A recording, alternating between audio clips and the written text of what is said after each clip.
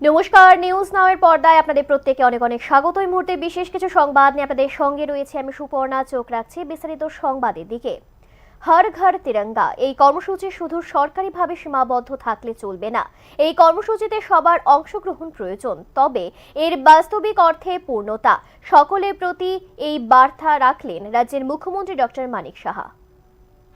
2022 সাল থেকে ভারতবর্ষে শুরু হয়েছে হর ঘর তিরঙ্গা কর্মসূচি।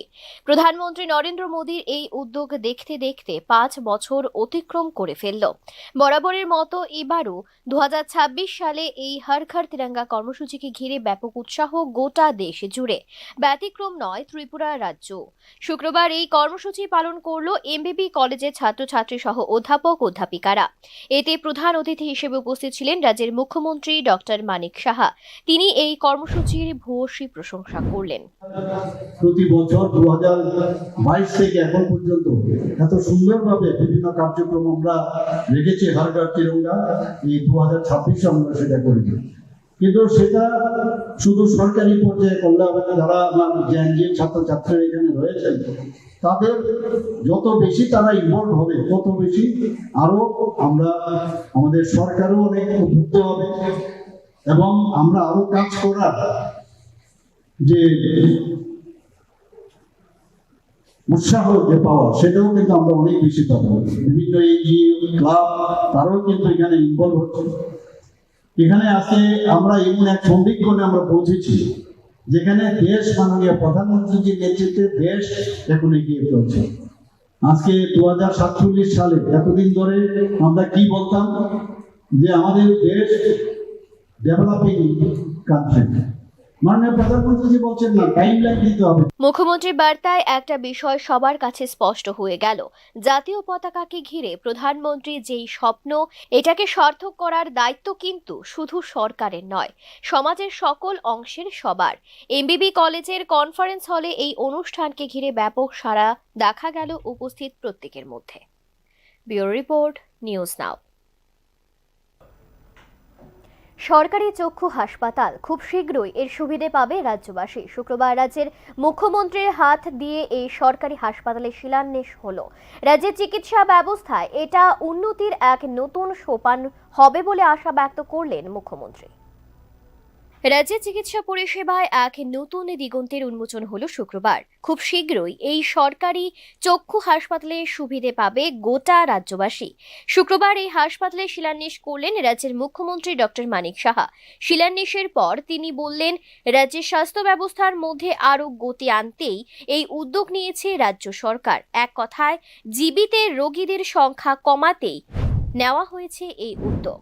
আমরা মোহন ফাউন্ডেশনের সাথে কথা বলেছি, সেখানেও আজকে হার্ট ট্রান্সপ্লান্ট থেকে আরম্ভ করে লিভার ট্রান্সপ্লান্ট করা যায় কিনা, জিবি হাসপাতালে সেখানে মাদার অ্যান্ড চাইল্ড উইং সেটাও তৈরি হচ্ছে। ডোনার মিনিস্ট্রি থেকে আমরা টাকা পেয়েছি এবং শুধু আগরতলায় নয়, আমরা বিলুনিয়াতেও মাদার অ্যান্ড চাইল্ড একটা উইং আমরা সেখানে স্টার্ট করেছি। রাজ্য সরকার জেলা এবং জেলা মহকুমা হাসপাতালগুলোকে যাতে আরও স্ট্রেংথেনিং করা যায়, রেফার সংখ্যা যাতে, যেমন এখান থেকে ত্রিপুরার থেকে আজকে রেফারেল সংখ্যা 80% কমেছে, ঠিক সেইভাবেই সাব ডিভিশনাল লেভেল থেকে ডিস্ট্রিক্টে যাতে কম হয় আমরা সেইভাবে স্ট্রেংথেনিং করছি। অনেক ডিস্ট্রিক্ট হসপিটালে অলরেডি আমাদের এক দুটো বাদ দিলে সব জায়গায় আমরা কার্ডিয়াক কেয়ার সেন্টার। রাজ্যের জনগণের কথা মাথায় রেখে এই সিদ্ধান্ত সরকারের, কেননা এই সরকার মানুষের সরকার। মানুষের জন্য কাজ করাই এই সরকারের মূল লক্ষ্য বলে অভিমত ব্যক্ত করলেন মুখ্যমন্ত্রী। ব্যুরো রিপোর্ট, নিউজ নাও।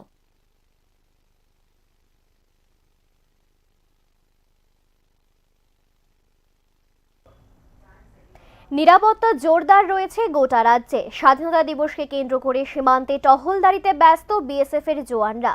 শহরে প্রস্তুত পুলিশ বাহিনী। নিরাপত্তাকে ঘিরে একদমই কঠোর পুলিশ প্রশাসন। রাত পোহালেই স্বাধীনতা দিবস। এই দিনে গোটা রাজ্যে নিরাপত্তা ব্যবস্থা আরও জোরদার করতে প্রস্তুত পুলিশ প্রশাসন। সীমান্তে একদম কড়া নজরদারি রয়েছে বিএসএফ এর। টানা চলছে পেট্রোলিং। স্বাধীনতা দিবসের প্রাককালে রাজ্যে নিরাপত্তা ব্যবস্থা নিয়ে এক সাংবাদিক বৈঠক করলেন পশ্চিম জেলার পুলিশ সুপার নমিত পাঠক। এদিন এডিনগর পুলিশ কনফারেন্স হলে সাংবাদিক সম্মেলন করে পশ্চিম জেলার পুলিশ সুপার নমিত পাঠক পুরো নিরাপত্তার হাল হকিকত তুলে ধরেন। मीडिया के बंधुओं के माध्यम से सभी जो त्रिपुरावासी हैं उनको इंडिपेंडेंस डे की मैं बहुत बधाई देता हूं। और आज जो है सारी सिस्टर सिक्योरिटी एजेंसीज जैसे सीआरपीएफ, बीएसएफ, सीआईएसएफ, टीएसआर और हमारी जो त्रिपुरा पुलिस है वो सभी हम यहाँ पर एकत्रित हैं और जो इंडिपेंडेंस डे है उसके लिए एक फुल प्रूफ सिक्योरिटी अरेंजमेंट जो है हमने बनाया है, जिसमें इंटेंसिफाइड बॉर्डर एरिया में जो है पेट्रोलिंग करी जा रही है, मैन पावर भी जो है इंक्रीज करी गई है। अपार्ट फ्रॉम दैट जॉइंट जो है एक्सरसाइजेस जैसे joint patrolling, mobile check post लगाए गए हैं बॉर्डर एरियाज में और पूरा बॉर्डर एरिया और एंटायर जो डिस्ट्रिक्ट है वो हाई अलर्ट पे है। সাংবাদিক সম্মেলনে উপস্থিত ছিলেন additional SP Dhrubanath, HDPO Pannalal Sen, SDPO Subrata Barman, SDPO Ashis Das এবং বিএসএফ এর আধিকারিকরা। Bureau report, news now. শহীদদের প্রতি শ্রদ্ধা নিবেদন 14ই আগস্ট। এই দিনটিতে গত 21 বছর আগে খোয়াইয়ে সন্ত্রাসবাদীদের হাতে খুন হয়েছিলেন মাইজ ভান্ডারের 15 জন পুরুষ মহিলা। রক্তাক্ত এই দিনটির কথা স্মরণ করে শহীদদের প্রতি শ্রদ্ধা জ্ঞাপন করা হলো শুক্রবার দিন মাইজ ভান্ডার শহীদ বেদিতে। 2003 সালের 14ই আগস্ট এই দিনটিতেই তৎকালীন উগ্রপন্থী গোষ্ঠী এটিটিএফ এর নির্বিচার গুলিবর্ষণে রক্তে ভেসেছিল কল্যাণপুরের মাইজ ভান্ডার এলাকা। ঘাতক বাহিনীর হাতে নৃশংসভাবে প্রাণ হারিয়েছিলেন 15 জন নিরপরাধ পুরুষ মহিলা। দেখতে দেখতে 21টি বছর পার হয়ে গেলেও মাইজ ভান্ডারবাসীর হৃদয়ে সেই রক্তাভ স্মৃতি এবং স্বজন হারানোর যন্ত্রণা আজও ততটাই তাজা। আজ সেই ভয়াল হত্যাকাণ্ডের বর্ষপূর্তিতে প্রয়াত শহীদদের স্মৃতির প্রতি গভীর শ্রদ্ধার্ঘ্য নিবেদন করা হয়। মাইজ ভান্ডার শহীদ বেদিতে আয়োজিত এই শ্রদ্ধাঞ্জলি অনুষ্ঠানে পুষ্পস্তবক অর্পণ করে শ্রদ্ধা নিবেদন করলেন স্থানীয় বিধায়ক পিনাকি দাস চৌধুরী। সঙ্গে ছিলেন কল্যাণপুর নগর পঞ্চায়েতের চেয়ারম্যান সোমেন গোপ, মণ্ডল সভাপতি এবং এলাকার শক্তি কেন্দ্র প্রমুখ বাবুল দেবনাথ। আজকের দিনটা অত্যন্ত আমরা মর্মাহত এবং একটা বিভীষিকার দিন ছিল।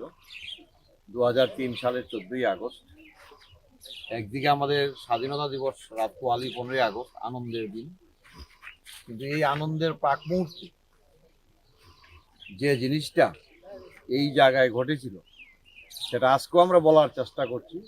সেই বিভীষিকা দিবস যেটা স্বাধীনতার প্রাক লগ্ন থেকে শুরু হয়েছিল এবং আজকের দিনেও নরেন্দ্র মোদীজি সেই দিনটাকে বিভীষিকা দিবস হিসাবে পালন করার জন্য ভারত সরকার গ্রহণ করেছে এবং প্রত্যেকটা জায়গায় পালিত হচ্ছে। এদিনের এই স্মারক অনুষ্ঠানে উপস্থিত ছিলেন স্বজন হারা শহীদ পরিবারের পরিজনেরাও।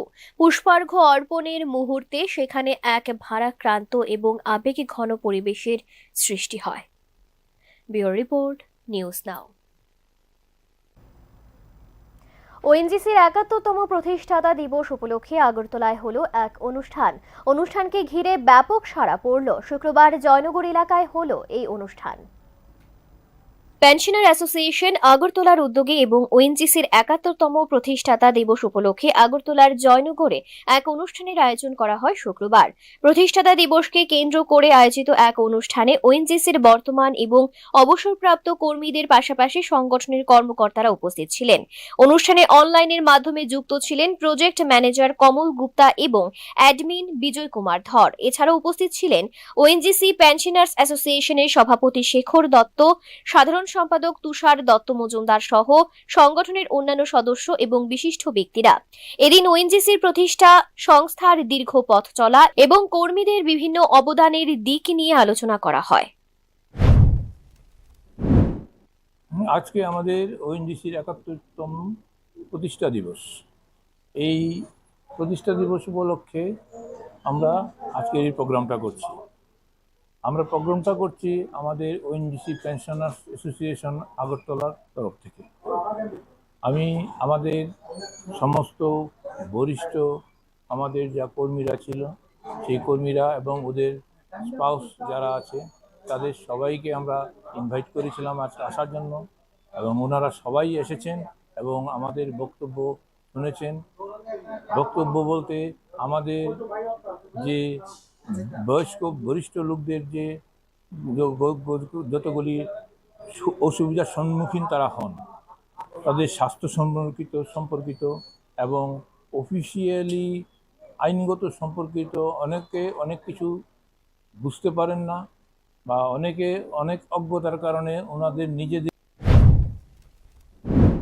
পাশাপাশি অবসরপ্রাপ্ত কর্মীদের বিভিন্ন সমস্যা ও কল্যাণমূলক বিষয় নিয়েও মতবিনিময় হয়। প্রতিষ্ঠা দিবসের এই অনুষ্ঠানকে ঘিরে পেনশনারদের মধ্যে উৎসাহ ও উদ্দীপনা লক্ষ্য করা গেল ব্যাপকভাবে।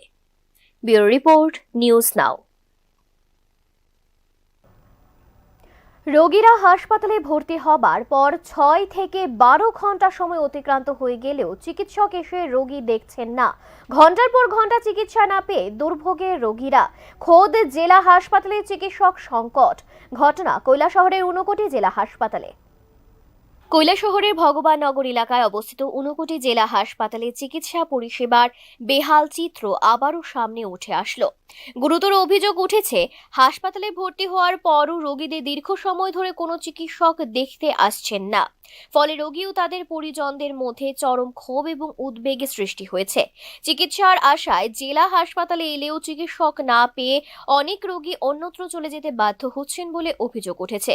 রোগী ও তাদের পরিবারের সদস্যদের দাবি, হাসপাতালে ভর্তি হওয়ার পর 6 ঘন্টা থেকে শুরু করে 12 ঘন্টারও বেশি সময় অতিবাহিত হয়ে গেলেও অনেক ক্ষেত্রে কোনো বিশেষজ্ঞ চিকিৎসক রোগীদের দেখতে আসছেন না।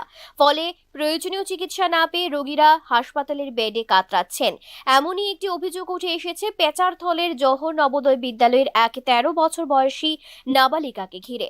পরিবারের অভিযোগ, 13ই আগস্ট বৃহস্পতিবার গভীর রাতে অসুস্থ হয়ে পড়লে ওই নাবালিকাকে রাত প্রায় 12টা নাগাদ ঊনকোটি জেলা হাসপাতালের ইমার্জেন্সি বিভাগে নিয়ে আসা হয়। কর্তব্যরত চিকিৎসক প্রাথমিকভাবে পরীক্ষা করে তাকে মেডিসিন বিভাগে ভর্তি করে দেন, কিন্তু 14ই আগস্ট শুক্রবার দুপুর 12টা পর্যন্ত অর্থাৎ প্রায় 12 ঘন্টা সময় অতিবাহিত হলেও মেডিসিন বিভাগের কোনো চিকিৎসক তাকে দেখতে আসছেননি বলে অভিযোগ করেন নাবালিকার বাবা। তার দাবি, চিকিৎসা ছাড়াই শিশুটি হাসপাতালের বেডে যন্ত্রণায় কাতরাচ্ছে। ছোট ভাইয়ের এই যে কালকে রাত 12টা আশপাশ হইব, তো ইমার্জেন্সি দেখাইছি, তো ভর্তি লাগছে, তো সেই মেডিসিন ডাক্তার তো নাই, তো ওখানে স্যালাইন টেলাইন হইব, তো তুমি হইব আর কিছু নাই ভাই, এটা না আমাকে তো ভর্তি করে না আপাতত আইসে তো ভর্তি হচ্ছে।